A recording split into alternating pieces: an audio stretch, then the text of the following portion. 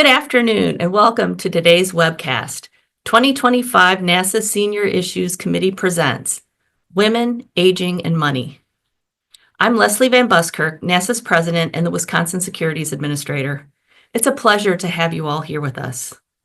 At NASA, our members' priority is protecting investors. We ensure financial markets are fair, transparent, and free from fraud and manipulation.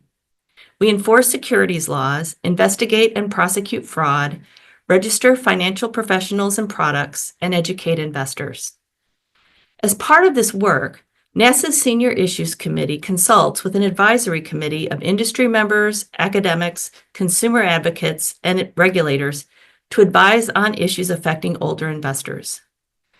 International Women's Day was March 8th, and it is Women's History Month in the United States, and also Fraud Prevention Month in Canada. So we honor that today by focusing on women's financial health.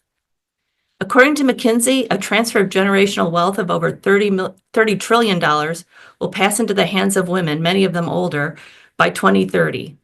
So today's presentation is very timely. Many factors put women at a higher risk than men of having financial problems. Research from the RAND Corporation and the National Institutes of Health have shown that, on average, women tend to have lower levels of financial literacy than men. According to the Pew Research Center's analysis of the gender pay gap, on average, women earn less than men throughout their careers. This pay gap means that women accumulate less wealth over time, impacting their retirement savings, Social Security benefits, and overall financial security. Many women leave or reduce their hours in the workforce to take on caregiving roles for children, aging parents, or other family members. These breaks, while necessary, can have long-term financial consequences, including loss of income, slower career advancement, and reduced retirement savings.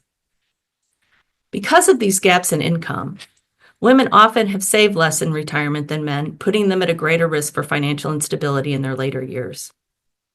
Once in retirement and beyond their working years, older investors must rely on their wealth accumulated during their working lives, pension income, and Social Security to support themselves. With fewer opportunities to generate new sources of income, they're more vulnerable to risks that threaten their economic security. And when a woman has been unable to save as much as a man, this makes her financial situation all the more tenuous as she ages. This webinar is the first of a three-part series exploring the concept of financial stability. We hope you will consider joining all of them. Today, we focus on the factors that make women more financially vulnerable than men over the course of their lives. Next week, we will explore how securities firms and advisors are reacting to this reality. And our webinar on March 26 will highlight the program that the British Columbia Securities Commission has developed to focus on women investors, which offers regulators a roadmap to addressing these issues.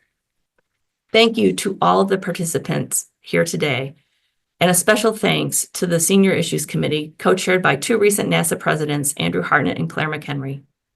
So let's get started. Joining us today are three distinguished panelists: Natalie Denberg of the University of Iowa College of Medicine, Judith Kozlowski of the Women's Institute for a Secure Retirement, and Greg Lyle of the Innovative Research Group. And our moderator is Moira Goodfellow from the New Brunswick Financial and Consumer Services Commission. So Moira, I'll hand it over to you. Take it away.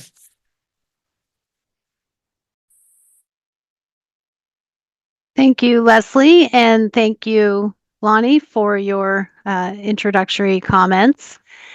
Good morning or afternoon, everyone, depending on where you are.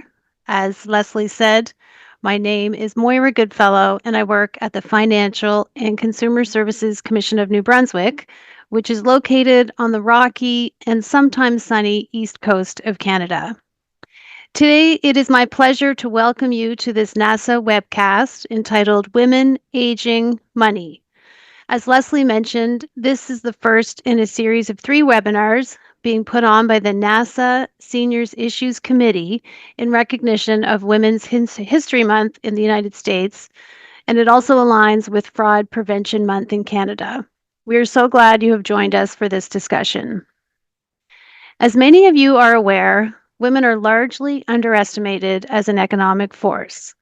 At the same time, it is projected that over the next decade, more than 30 trillion in US wealth is expected to transfer to women through circumstances such as inheritances, especially widowhood. This is particularly staggering when we also consider that research shows that when these circumstances happen, a large proportion of women change their financial advisor, all of which may be happening within the context of age-related declining cognitive ability. These are very important topics and ones we will be discussing during today's webcast. We will start today's session by reflecting on what happens to our cognitive abilities as we age, both generally and then specifically for women. We will examine financial issues particular to women as they age, and then we will highlight some of the characteristics of women investors. We will finish our webcast with a question and answer session. We encourage all participants to reach out if they have any questions, and the contact info for all of our speakers is included on the slides. So without further ado, we are pleased to welcome our three speakers today. Natalie Denberg is our first speaker. Dr. Denberg is a faculty member in the Department of Neurology at the University of Iowa College of Medicine. She currently holds a joint appointment as professor in the departments of neurology and psychological and brain sciences.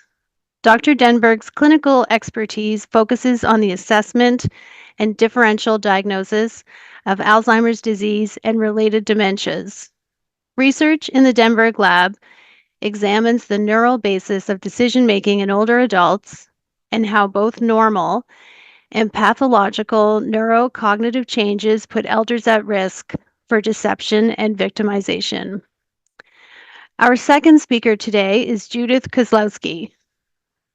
Judith is a senior fellow at the Women's Institute for Secure Retirement, also known as WISER.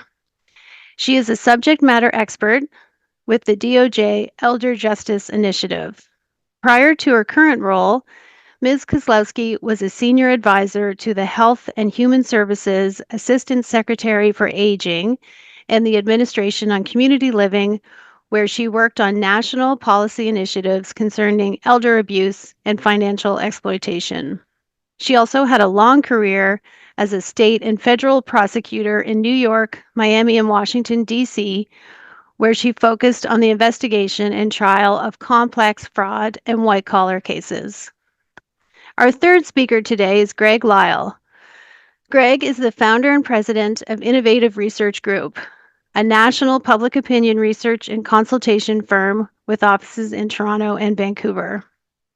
As a former principal secretary to Manitoba Premier Gary Filmon, Greg has built a career at the intersection of public opinion, communications, and public policy. Much of Greg's current work has focused on social license, on issues ranging from toll roads to higher electricity rates to investor-related research. Innovative has delivered strategic and communications research, as well as running research-based public consultations. Welcome, Natalie, Judith, and Greg. We're so glad to have you here with us today. Our speakers will each be giving a presentation, following which we will have a question and answer period. As Lonnie mentioned, there is a question and answer box on the bottom of the screen. Please include your questions there. Although we will be saving all questions until the end, feel free to include them as we go along, as we will be keeping an eye on the question box. With that, I will turn it over to Natalie for our first presentation. Thank you, Moira.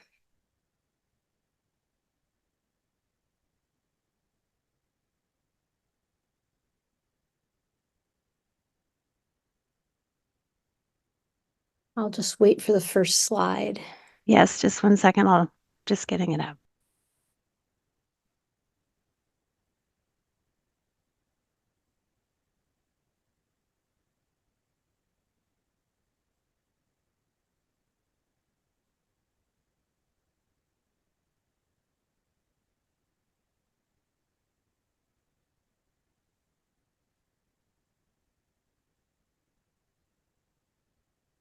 Thank you for having me. My talk will highlight several demographics of older adult women.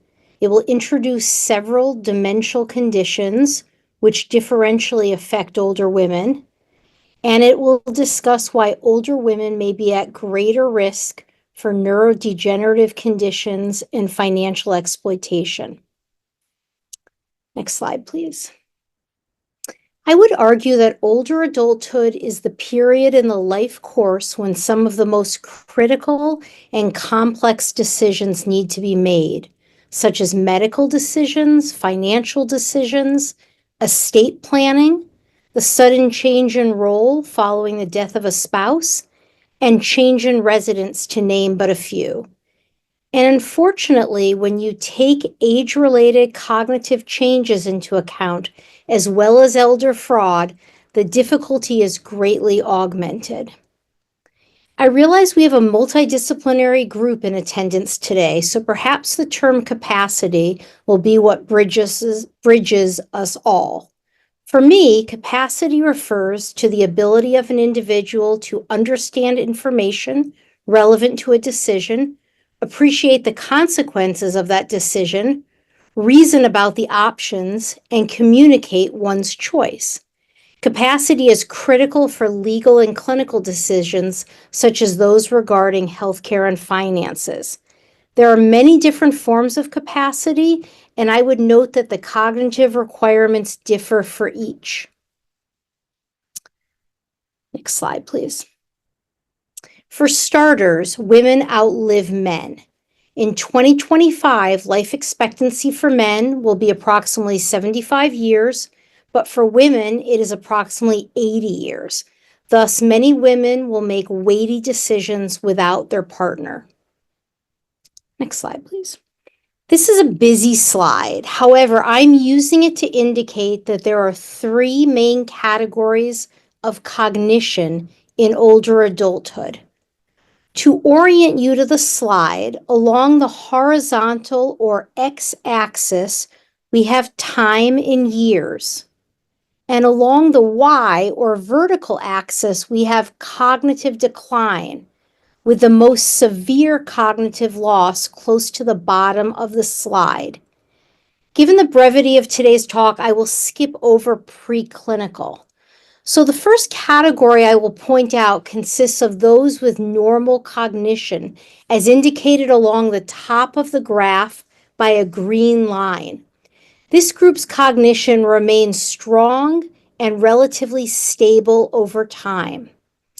However, some older adults fall into the next category, referred to as mild cognitive impairment, or MCI. It is, as the name sounds, simply mild cognitive changes, usually in the area of memory, that do not impact daily functionality. That is, you can still carry out your daily activities as usual, although you may be making lists to aid yourself, and you may find daily tasks more effortful. The final category is dementia, which is an umbrella term to indicate that the individual now has more substantial cognitive problems, typically in more than one area of thinking, for example, memory and language, or memory and problem solving, and their difficulties are severe enough to impact functionality in everyday life. We will be talking more about MCI and dementia on the following slides. In many cases, those with MCI, mild cognitive impairment, especially when memory is at issue, will eventually go on to be diagnosed with dementia. We don't know when that transition will occur, but we use the following rough estimate. After 6 years with MCI, about 80% of individuals will transition to meeting criteria for dementia. So let me say that one more time. After 6 years with MCI, a full 80% of the original sample will now meet criteria for dementia. The study pictured by Lynn and colleagues shows the trajectories of men and women with MCI over time. Females are in green and men are in red. I apologize about the colors for those who may be colorblind in the audience. This was a bad choice of colors by the authors. Again, we have time along the X or horizontal axis, and we have cognitive problems on a performance measure called the ADAS-Cog along the Y or vertical axis. Increasing ADAS-Cog scores indicate worsening cognition. We can see a marked gender difference over time, with significantly more women displaying greater cognitive problems after 4 years with the condition mild cognitive impairment. And we can also see that these differences between men and women only intensify with time. Thus, this study and other studies like it have shown that women are at a greater risk for transitioning from MCI to dementia than are men. I want to quickly point out again that dementia is an umbrella term. When we learn someone has dementia, all we can deduce is that they have substantial cognitive problems, probably in more than one domain of cognition, and that these problems are severe enough to interfere with daily life.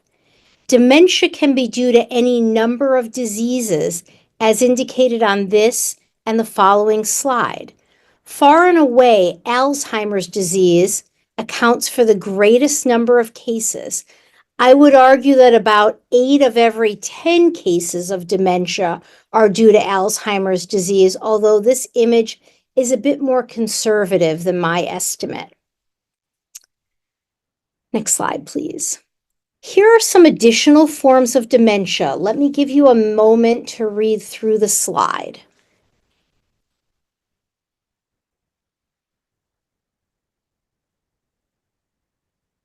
I would note that most forms of dementia have an interesting associated phenomenon that I want to highlight for you, and that is the common lack of insight into one's own deficits. We call this anosognosia. You can easily see how a lack of insight could be very troubling when we consider financial capacity of older adults. Next slide, please. Since Alzheimer's disease is far and away the most common form of dementia, let's talk about it a little more. The first symptom we typically see is impairment of memory, what we call anterograde amnesia. That is defined as an inability to hold on to new information following at least a 30-minute delay. For example, let's say an older adult hears a story about a relative that they wish to repeat 30 minutes later to another relative. The question is whether they can retain accurately the content of that story or not. A famous study from the University of Iowa, led by Dr. Brad Hyman, was the first to show that this breakdown in the brain at the very beginning of Alzheimer's disease disrupts daily memory skills. Perhaps less well known is the fact that people with Alzheimer's disease have preserved social skills. That is, if you were to run into an old friend in the grocery store, not knowing that they had Alzheimer's disease, there's a really good chance that that conversation of 5 minutes or less may appear quite normal. The individual would look and they would act normal, and I would argue that they can answer kind of superficial social questions quite well. Next on my list is the course of Alzheimer's disease. We like to say that people tend to have the disease for 8 to 10 years before death, but there are some individuals who will live 2 decades with the disorder.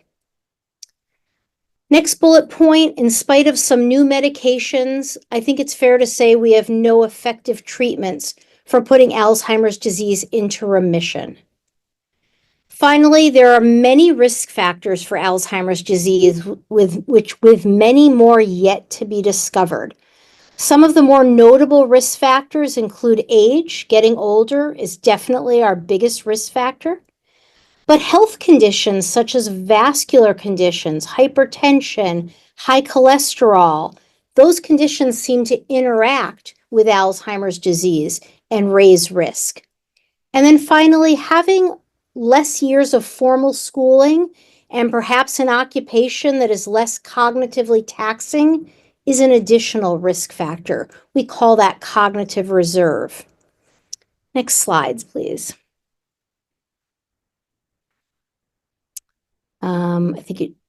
Next slide. Yep, thank you. After correcting for the fact that men die at a younger age than women, more women are diagnosed with Alzheimer's disease than are men. Currently, 2 out of every 3 diagnosed individuals with Alzheimer's disease are women. Furthermore, women are diagnosed at an older age than their male counterparts, and women have been observed to have a faster decline cognitively and functionally once diagnosed with Alzheimer's disease. Not on the slide, I want to finally mention that 2 out of 3 caregivers tend to be women. So if that woman doesn't have a dementia and she becomes a caregiver for their spouse or partner, they are likely to be female. So why is there a gender or sex bias for women for Alzheimer's disease? There is a growing scientific literature dedicated to this question.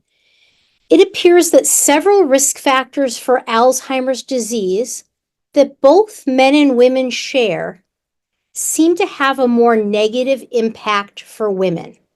For example, let's take the ApoE4 gene.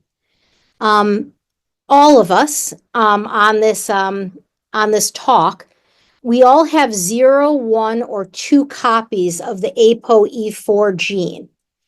But what we are learning is that women, when they have 1 or 2 of these copies, it has a more profound effect for them than their male counterparts with the same number of Alzheimer's risk gene copies. The same goes for cardiovascular diseases, such as afibrillation and even my next bullet point, diabetes.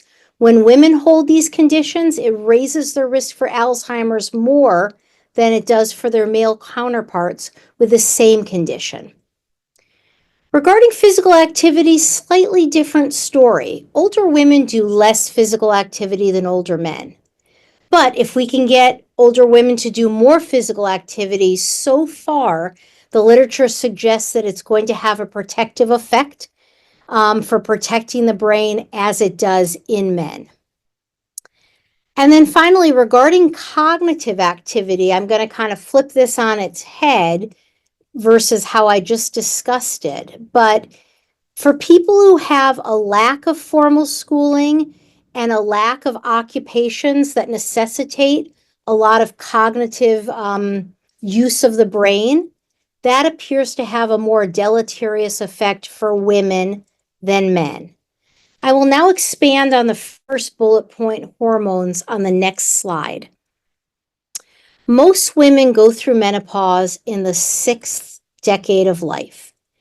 It is exactly then in the mid-50s that amyloid, one of the key neuropathologies of Alzheimer's, begins to build up in the brain. It builds up roughly about 2 decades before Alzheimer's rears its ugly head.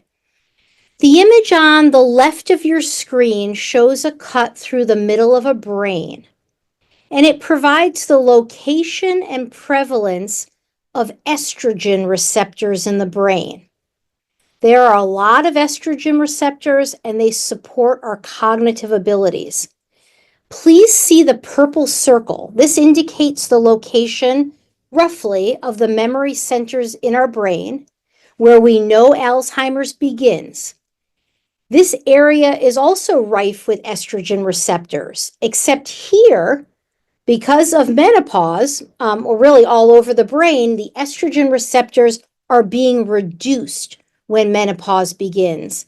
And that is going to continue through menopause, thereby affecting a woman's memory function. My image to the right is more theoretical, and it shows you all that estrogen depletion can cause. It can cause amyloid and tau proliferation, which is the neuropathological signature of Alzheimer's disease. It can cause mitochondrial abnormalities, It can cause brain inflammation, and it can cause or lead to obesity. I think we can all see from this slide how changes in hormones, specifically estrogen in this case, can have deleterious impact on the brain and drive Alzheimer's rates among women. Next slide, please. I am going to end with a popular psychological theory called stereotype threat. Stereotype threat is an idea that certain stereotypes become internalized and affect our performance behavior. For example, if you are an older adult receiving a memory test, you may say to yourself, "Oh no, I'm an older adult and I'm about to take a memory test. Older adults have a bad memory and thus I am going to do poorly." My own lab has shown that when you design a task to seem more like a game and less like a memory test, the normal age differences we see between healthy older and healthy younger adults can be reduced. Here, I highlight stereotype threat for mathematics, with many females having long-standing apprehension and dislike of math. In actuality, there are no biological differences between males and females in innate math ability. However, social and cultural influences appear to be driving the gap between boys and girls' math school performances. This research is a culmination of Dr. Janet Hyde at University of Wisconsin-Madison, her lifelong work on this topic. I bring this up to highlight the fact that I think many women have avoided learning financial skills and may have deferred financial skills or decision-making to their partner. They may have deferred will creation to their partner. And I think that early math stereotyping may play a role. Final slide, please.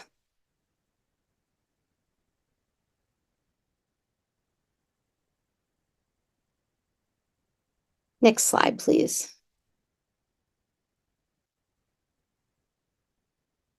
So in summary, older women are faced with high stakes financial and other decisions at a time when cognitive decline is prevalent, and at a time when the decisions involve content, such as financial and math, that they may never have been comfortable with.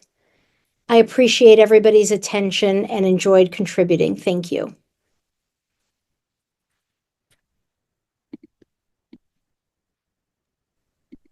Thank you so much, Natalie. That was a very educational and informative presentation and really sets the stage for our next presentation, which is going to be by Judith.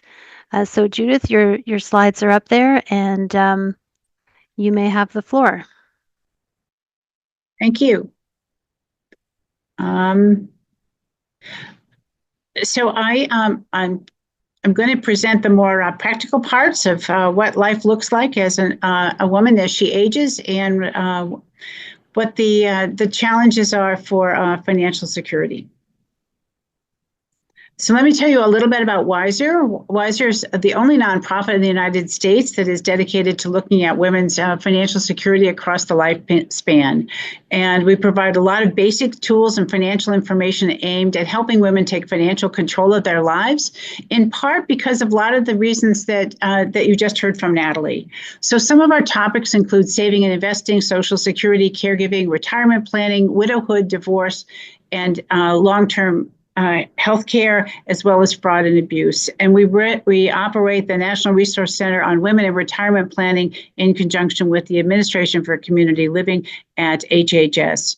I put the website on the bottom, wiserwomen.org. I would recommend that you take a look at it when not only when I'm finished, but when we've concluded today, because I think there will be some information that could be useful to you. Next. So these are some of the unique challenges, and you heard them from Moira, and I'd just like to go through some of it. Women earn less, we all know that, but it also changes dramatically from white women to Black women to brown women and to other ethnic groups. The dollar amounts are significantly different compared to white men, which is used as the base, and because of that, they earn less over their lifetime. That creates less savings and pensions. The important piece of a woman's financial life is caregiving, which drives taking time away from work. There have been averages that a woman takes as many as 7 years out of her working life to care for others. Also results often in part-time work, which does not have the same savings and pension benefits. It also results in taking multiple small part-time jobs in order to make things work. Women live longer, as we've heard, and they live alone in retirement. All key challenges for financial stability. Next. So I'm going to take the topic of gray divorce, because that's also a place where older women find their finances often upended. So one study has found that women who divorce after the age of 50 experience a 45% decline in their standard of living, while men see theirs drop by 21%. That's a gigantic difference. It affects women at a time when many of them may have not worked during the marriage and need to find employment. It may also affect any number of economic issues like saving for retirement, Social Security benefits, and pension money. Around 20% of the money of the women who become impoverished in the year after their divorce also become impoverished. I'm saying this all wrong. Around 20% of women who become impoverished the year after the divorce, according to the Census Bureau, compared with 11% of men. There are also other driving forces which show that women over the age of 85 are one of the fastest growing demographics of poverty in the United States. Next. So some of the economic consequences of gray divorce come from looking at what are the sources of income post-divorce. That can be either a lump sum payments for investment or other sources, or regular income like Social Security, pensions, or annuities. Those would all be significantly diminished most of the time for women because of that lower income stream during their lifetime. Other divorce assets, such as real estate, retirement accounts, and quadro distributions, may also affect the post-divorce events. So I just urge you all to consider quadro, which are the qualified divorce orders that need to be done in order for a couple to divide the pension assets. Often there are women who are older who have not worked during the lifetime of the marriage, and the quadro, that pension money may be their largest asset. Next. So looking at divorce and retirement, these again are some of the largest assets that are shared with spouses. It's important to have all the information about the spouse's retirement benefit before you divorce, because the quadro operates as a separate court order away from a divorce or a separation agreement. It's specific to the particular pension plans. And getting the share of retirement benefits isn't a simply matter of fairness. It could be the difference between comfort and hardship in retirement years. Next. So what are the action steps for women, the practical things that they can do as they age? Number one, and get to know your Social Security benefit. Because Social Security, as we now know it, also includes a spousal benefit, also a benefit for a divorced spouse, as well as survivor benefits. It's incredibly important to know the dates and timelines for those. Usually for a divorcee to receive a Social Security benefit from her spouse, the marriage has to have lasted at least 10 years. There is in one of the many policy recommendations and taken under advice by the Help Committee of the Senate is to reduce that time from 10 to 7 years of marriage. Second, start an emergency fund. That is probably the key thing that I know in Wiser we talk about all the time, but women generally, especially in long marriages, have not necessarily saved or had an emergency fund that could pay off debts and also provide for 6 to 9 months of living expenses. And third, take a look at what are the common money mistakes. I think this is the thing I say over and over again, and I plead guilty to the same thing, which is taking a look at what are the other family members that need help, helping them during the course of your financial lifetime, including it could be education for your children, for your grandchildren, and others. It's important to rely on yourself and to understand that you would be the person who needs to provide for others. Next. Saving for emergencies. Emergency savings should be the number one priority. It equals and it begins to give women financial resilience and protects them against the withdrawal of their retirement savings or incurring further credit card debt. Our recommendation is 3 to 6 years for 3 to 6 months of basic living expenses, and to look at what other measures might be available. It could be a high yield savings account or a money market fund, but it's never too late to start. I talk to lots of older women who say, oh, I'm already this age or that age and it's too late to start. It is never too late to start. And building up any of those savings and emergency funds will make a difference as they age. Next. So the savings, where should it go? To 3 options: emergency savings, paying down debt, and retirement savings, either into an employee-sponsored plan if you're working, or an IRA if you're also working or employed independently, or also looking to put savings into potential long-term care. Next. So what are some of the money mistakes we urge people to avoid? One, and Myra mentioned this as well, delegating financial management to somebody other than yourself. And I do think it does go back, as Natalie mentioned, to that sort of fear of math that's instilled in girls at a younger age. There's nothing magical about financial management that any person can't do. Another mistake is saving less for retirement because you're helping everyone else out in the family. Third is cashing out retirement savings. When you move from job to job, you can now, as you well know, I think, roll over that retirement savings into one account so that the money can grow in a larger amount together. And the other thing is just not getting help if you need it. If you need to find out, or if you know someone who does, there are all kinds of ways to find financial planners and people that can assist you with this. The biggest mistake, I think, is often underestimating how long you'll live. Next. So calculating the cost of living longer can be done. So there are several different calculators. I happen to like the one from the Society of Actuaries, and it goes to your own specific description of yourself, your health, your financial capabilities, and also important, really critical, to calculate the cost of caregiving. Women live longer, and they often live with Alzheimer's and other chronic conditions. So it's important to understand how much is it going to cost for me to age just when I look at my health. Next. So I'm going to come back to caregiving because I think it has the largest effect on women's financial security over the course of a lifetime. Majority of women do the caregiving, as we know, and they give little or no thought to their own financial situation. Yet over half of them describe their financial situation as poor.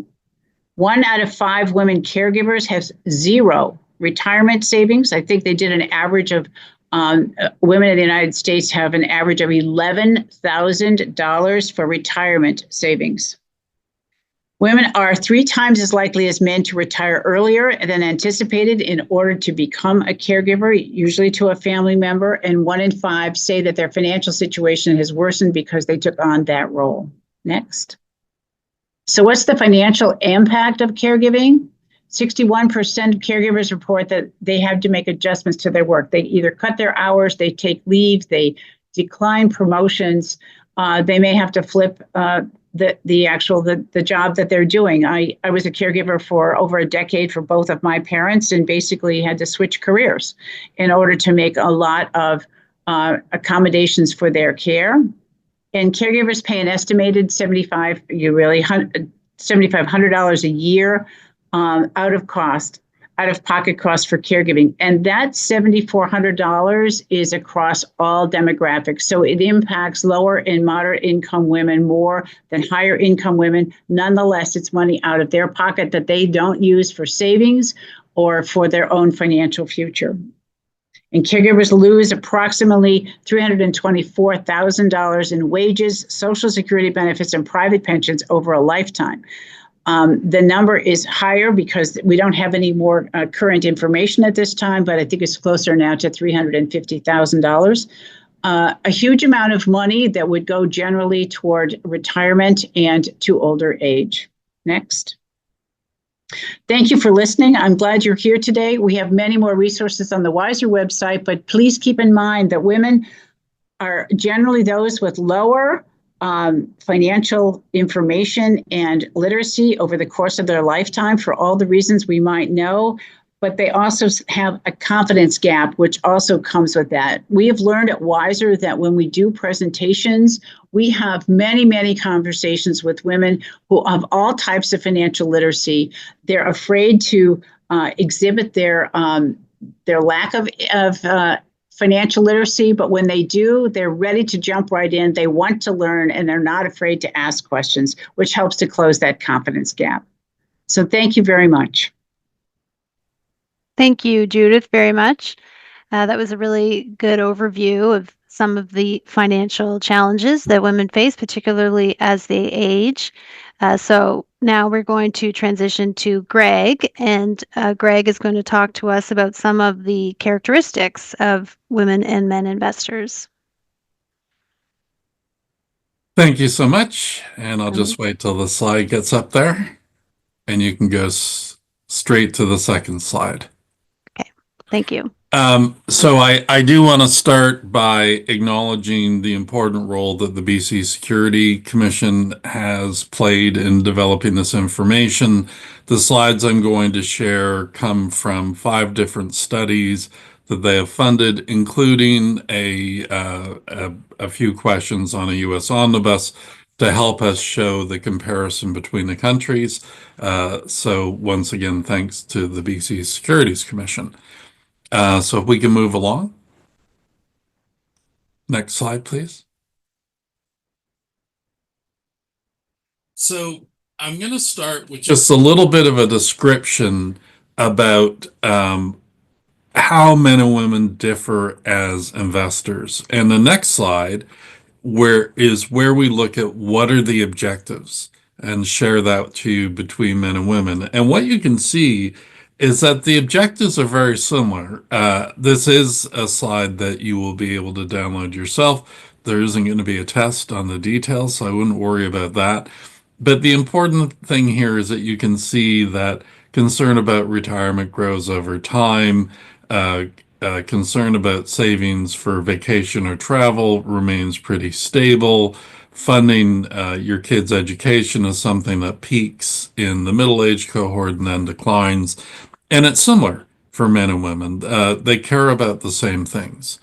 If we go to the next slide, so one of the things that is pretty striking here, and there's a difference between gender and also a difference between countries here, is that whether you're in the United States or Canada, men are more likely to own mutual funds, corporate or government bonds, exchange traded funds, or individually held stocks, and women are less likely. It doesn't change a lot over time.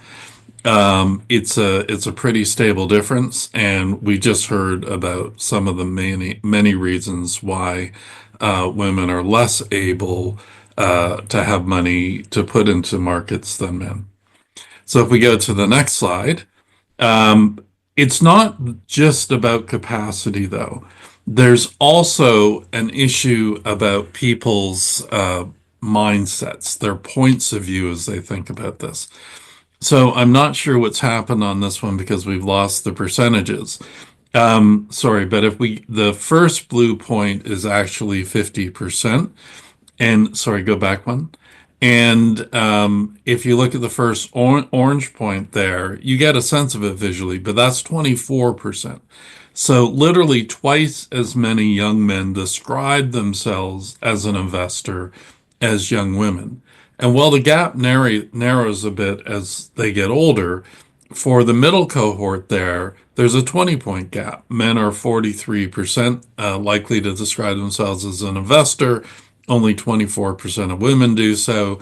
And then when we get to 55 plus, as women come into more money from inheritance and such, we see women go up to 33%, but men still 13% higher at 46%.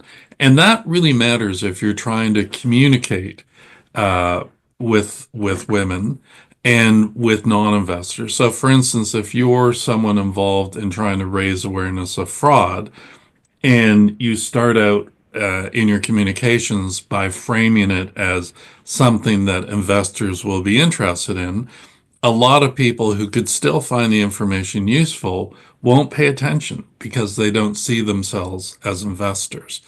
So if we go to the next screen, what we see is an important difference between genders in how they hold or how they're engaged in their investments. And you can see that steady over time, women are a lot more likely than men to have an advisor, and men are a lot more likely than women to do DIY. So then we're going to move into a different idea. The thing to think about here is the emotions involved in investing. And if we go to the next slide, what you'll see here is that men of all ages are more likely than women to say they feel confident in making investment decisions. If you feel less confident, you feel more anxious. And so there's a fundamental challenge in communicating with people, educating people when they feel that anxiety. That anxiety gets in the way of their being able to think things through. So we need to be aware of that. It's relevant for communicating with women of all ages. But if you're particularly concerned about seniors, you need to pay attention to that when you're framing your communications for women over 55. And if we go to the next slide, this is, I think, actually good news. And it's a bit of a generational story. Again, we've lost some of the data in presentation, but it's all there in the deck that you can download. So what you see here is that young women, 44%, say they actually enjoy doing research about investments. The middle-age cohort drops 10 points to 34%. And the older group drops another 8 points down to 26%.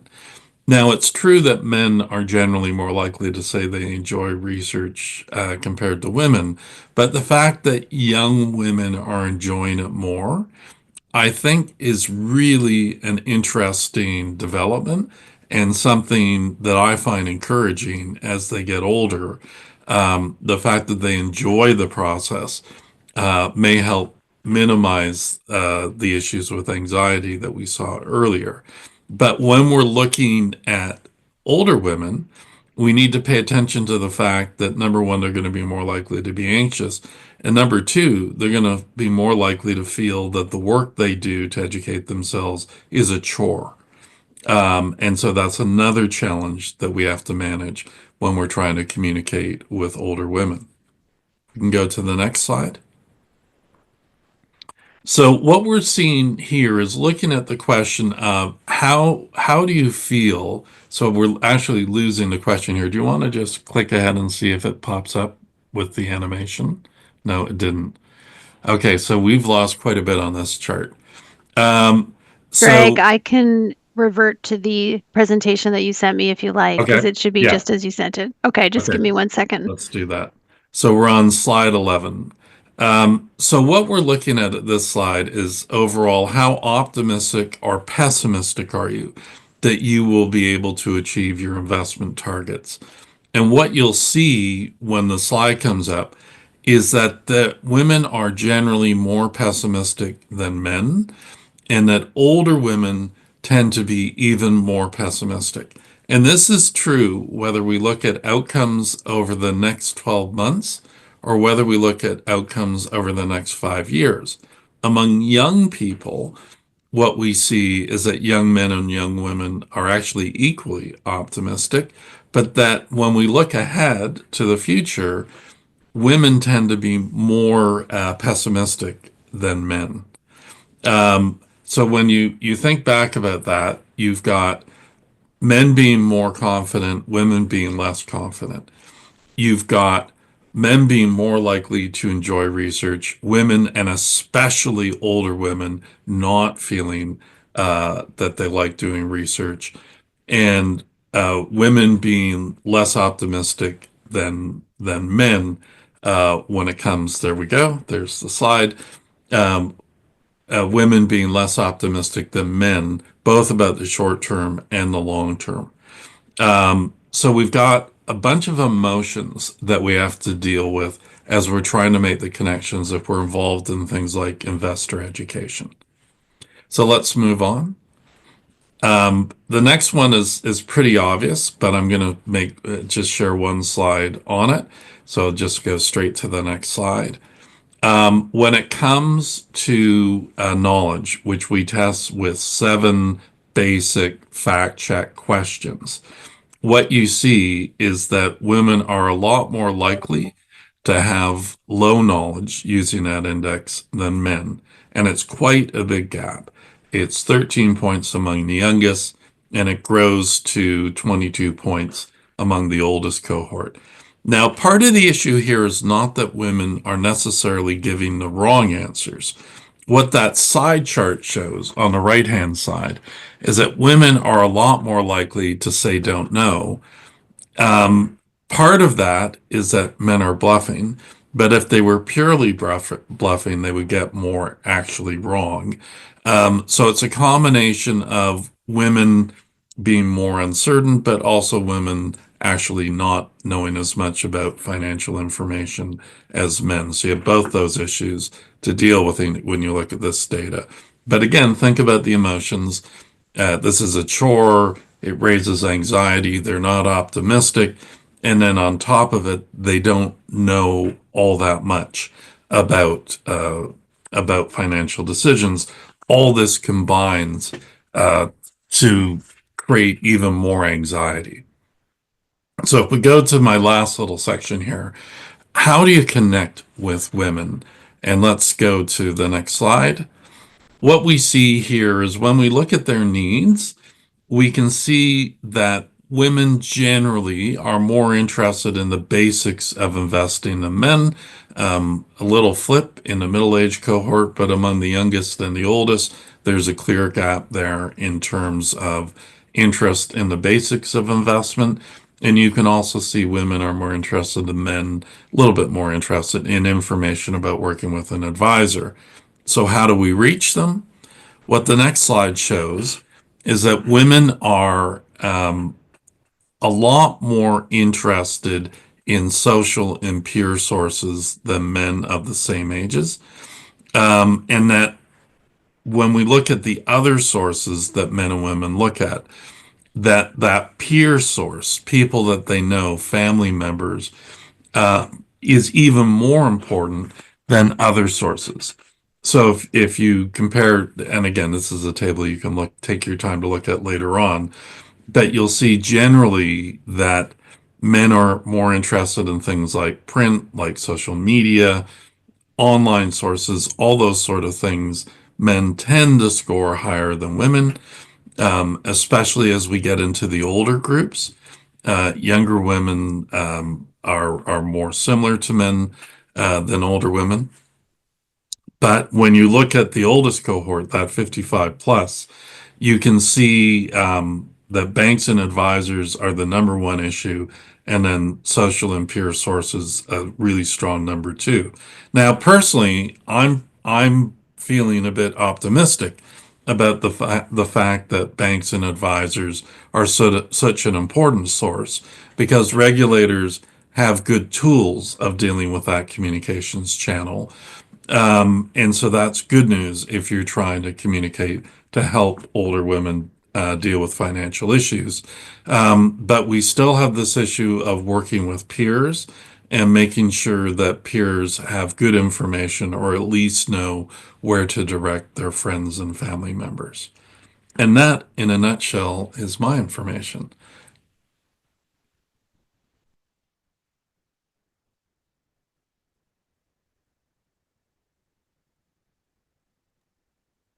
Thank you very much, Greg. And thanks to all of our speakers. Those were some really interesting perspectives on different aspects of women, money, and aging, and they kind of come together in an interesting way and offer some really enlightening perspectives. Now, I'm going to go to the questions and see what we have here.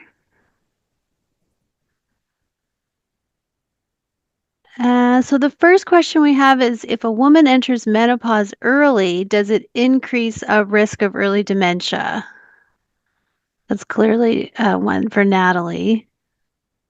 Sure, I can go ahead and take a stab at that. So I would say it depends.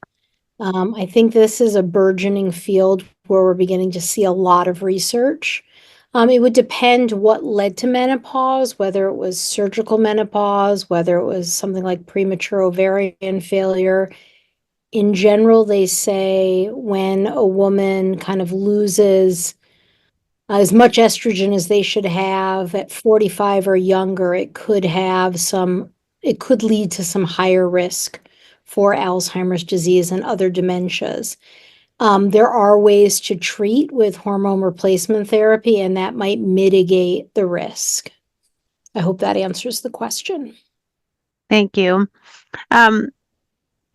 One other question we have here is, oh, I see there's a question about a CE code. Yes, I will put that up. I forgot to when I switched to presentations. But one question before that is, could the younger women enjoying the research and process more be a result of generational differences, boomers versus Gen Z versus millennials? And I'll put that out to all of you, but I think that's really a Greg question. Sure. I mean, one of the things that we've seen is that COVID was a pretty formative experience in a whole lot of ways. And one of the things that happened during COVID was the government support programs that gave people cash that they didn't have immediate demands for. And so a number of people, especially young people, started exploring markets, and it became a thing where there were new chats that emerged in social media, encouraging people, and we just saw a lot more engagement from young people in investing than we have traditionally seen.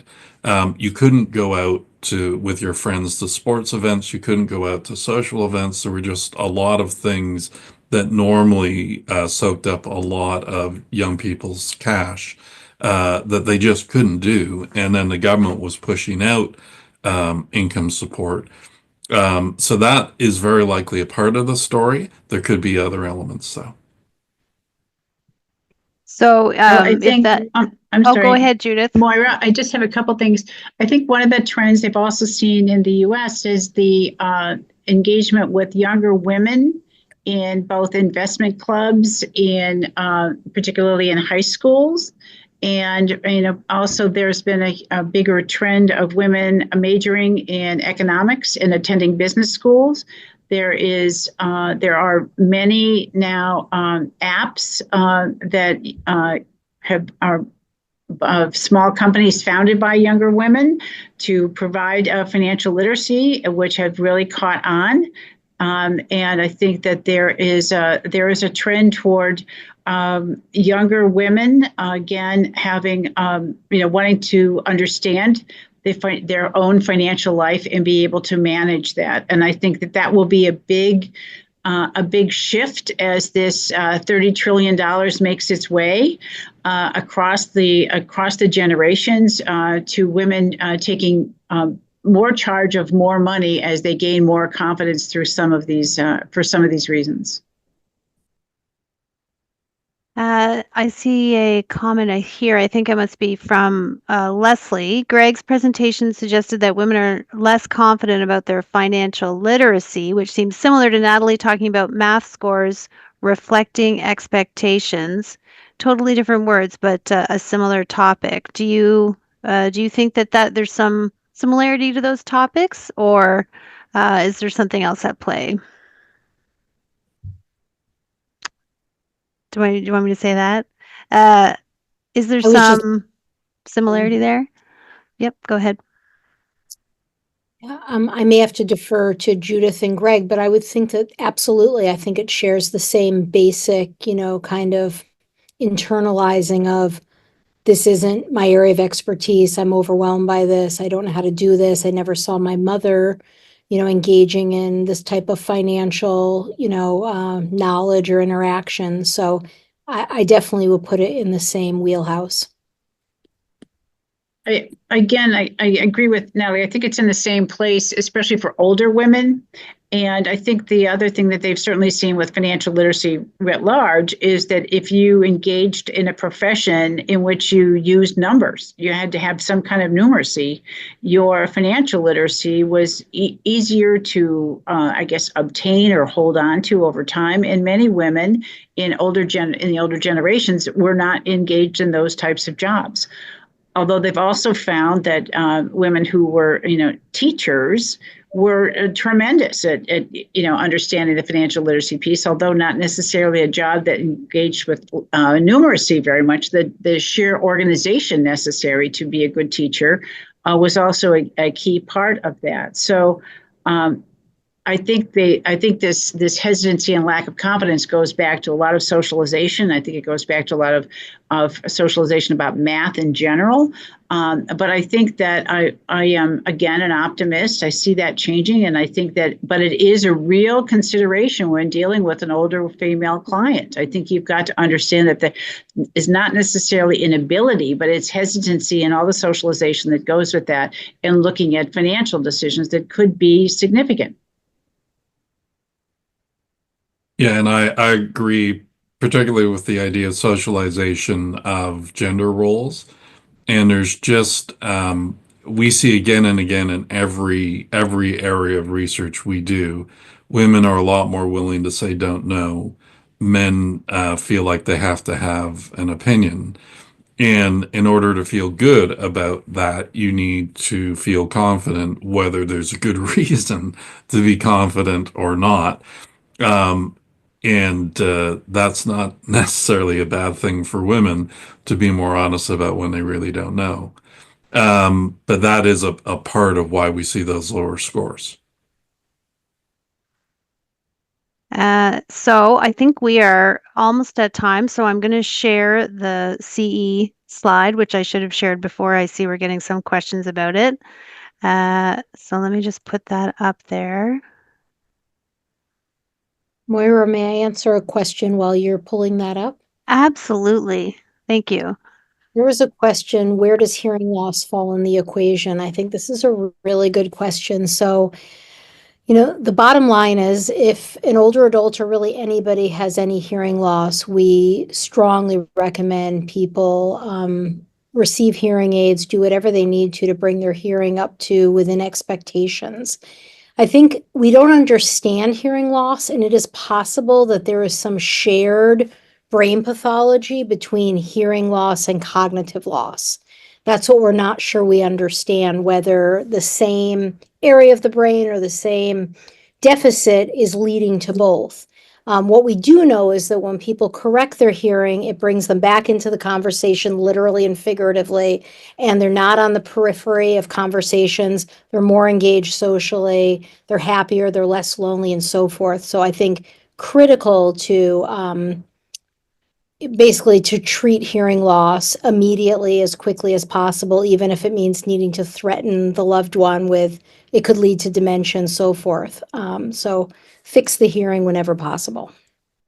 Yeah, I can't emphasize that enough, Natalie, because I know in a lot of the work that I do on elder abuse, there's a lot of issues about people wearing hearing aids, but they're not working. They'll agree to the first go round, but not to continue care. But there's also a big connection between that and dementia and the loss of socialization because you're closing yourself off by lack of hearing. So, but it's not only that; it could also be there are other issues with aging, in general that are important to think about. One is certainly eyesight. That can also be macular degeneration, which is another classic sort of physical challenge, along with other mobilities and chronic conditions. But the two big ones of eyes and ears can be addressed as much as possible, and certainly quickly and completely as possible. Well, thank you very much for that. And thank you again to our speakers. We are at time for joining us today to discuss these topics. And to all of you that have tuned in for this webinar, we hope that you found it informative and you all took away information today that can be helpful to educating and protecting either yourself or your loved one against financial exploitation in some regard. So if you have any further questions, you can reach out to NASAA, you can reach out to myself or any one of the speakers. We will be sending out the slides, and all of the speakers' contact info will be on the slides. So thank you very much, everyone. Have a good day.